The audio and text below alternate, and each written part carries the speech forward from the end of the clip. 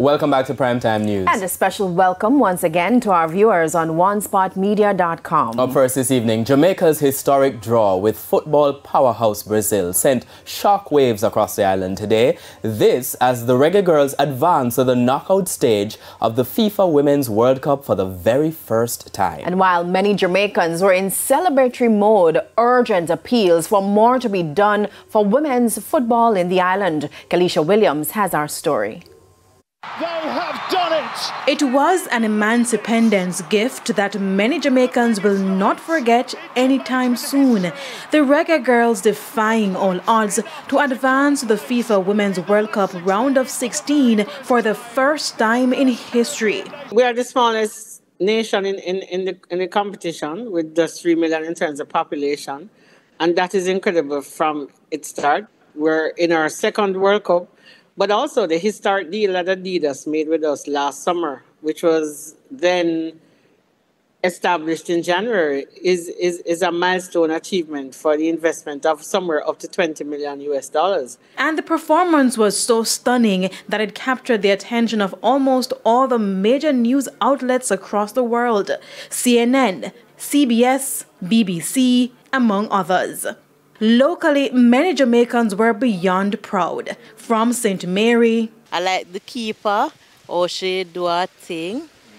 And then beat big bad Brazil. Yes, man. So I'll cry. And St. Thomas. We never did expect the girls to create history, but them create history. To St. Catherine. It's a big motivating factor, for others, showing that we can do well. Now in downtown Kingston, some of the persons we spoke with off camera told us they do not watch women's football.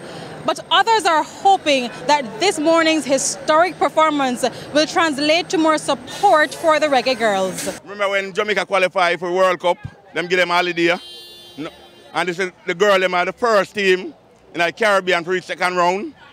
What am I going to do for the girl, them? In fact, the usual camaraderie and creative display of Jamaican colours, which usually follow major sporting events, were not quite evident. We don't see the Jamaican people rally around the girls, like when the Reggae boy they are World Cup. Come on, man, can we cheer on for the girls, man? Wear the colours, man. Yes, I perform, man.